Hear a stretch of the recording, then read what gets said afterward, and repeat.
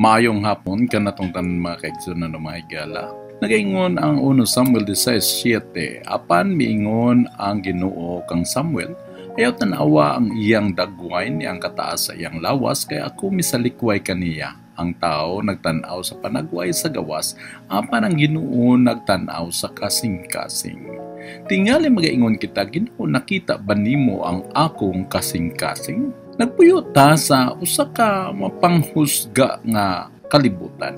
Ang tinuod mao kini, nagpuyo ta sa kalibutan niya mas gipalabaw pa ang unsay makita sa uban, ang imong mga sumusunod, ang imong porma, ang imong ganahang buhaton. Ang social media nagtudlo kanato sa pagpakita sa labing nindot nga anggulo, ang pagpahiluna sa mga sayop ug sa pagpangita ug pagtugot pinaagi sa pag-uyon o gitawag nato nga likes.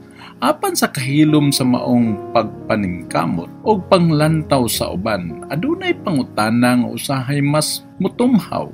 Aduna ba'y nakakita sa tinuod niya ako? Ang tubag sa Ginoo klaro, oo, nakita ko ang imong kasing-kasing dalaygo ng Dios. Una, ang Ginoo nagalantaw sa kinalaluman sa atong pagkatao. Sa dihang si Samuel gipadala aron magpili sa sunod nga hari, abi niya si Eliab na. Apan giingnan siya sa Ginoo, ang tao nagalantaw sa panagway, apan ang Ginoo nagalantaw sa kasing-kasing. 1 Samuel 17. Nagpasabot kini nga dili madani ang Ginoo sa dagway kasikat o talento. Gusto niya ang tinud-anay mapainobsanon og matinud-anong kasing-kasing.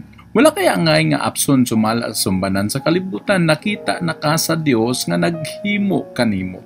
Ikaduha, kinaiya ba o imahe? Hilabihan ang pagpugos nga dapat husto ang dagway, lihok ug batasan sa mga tao sa atong palibot. Apan ang buot sa Ginoo dili imahe o gawas ng panagway kundi ang sulod sa imong kasing-kasing. Proverbio 4:23 nagaingon, pagbantay pag-ayo sa imong kasing-kasing kay gikan niini mugula ang tanang buhat sa kinabuhi. Dili kinahanglan perpekto ka, ang gusto sa Ginoo mao ang tinud-anay nga kasing-kasing nga nagaingon, Ginoo, gusto ko makailan nimo. Ginoo, gusto ko mutuman nimo. Ginoo, gusto ko magpadayag kanimo ngadto sa uban dalaygo ng Dios. Mas importante ang pagkamatinumanon kaysa pagkasikat. Mas importante ang gugma kaysa itsura. Mas importante ang pagtuman kaysa pagpalakpak sa uban. Ikatulo, kung mubati ka nga wala kagitagad, panamini si David wala gani giapil sa pagpili sa hari. Siya ang labing manghud na aras siya sa uma. Apan nakita siya sa Ginoo, gipili siya sa Ginoo. Tingali karon gibati nimo nga wala kay bili, tingali wala nakabantay ang uban sa imong paningkamot. Apan ang Ginoo nagaingon, nakita ko ikaw, nailhan ko ikaw, gipili ko ikaw dalaygo ng Dios. Jeremias 17:10 nga kanayon, ako ang Ginoo nga nagasusi sa kasing-kasing ug nagasulay sa mga hunahuna. Ikaw pa tuguti ang Ginoo nga magbag-o sa imong kasing-kasing. Ang pag-ampo nga ang Ginoo maghimo sa imong kasing-kasing nga pareho sa iyang kasing-kasing.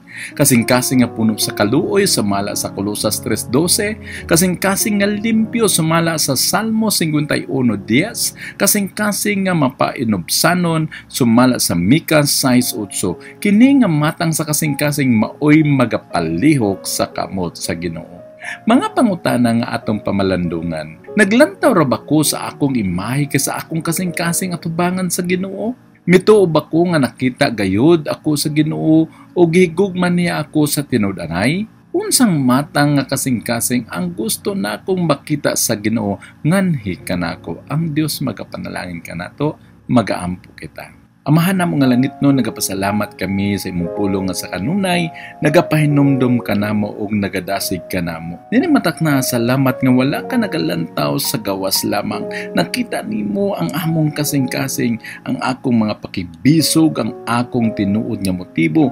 Tabangi ko nga mas mututok pa sa pagpahimuot kanimo kaysa sa pagpabilib sa uban.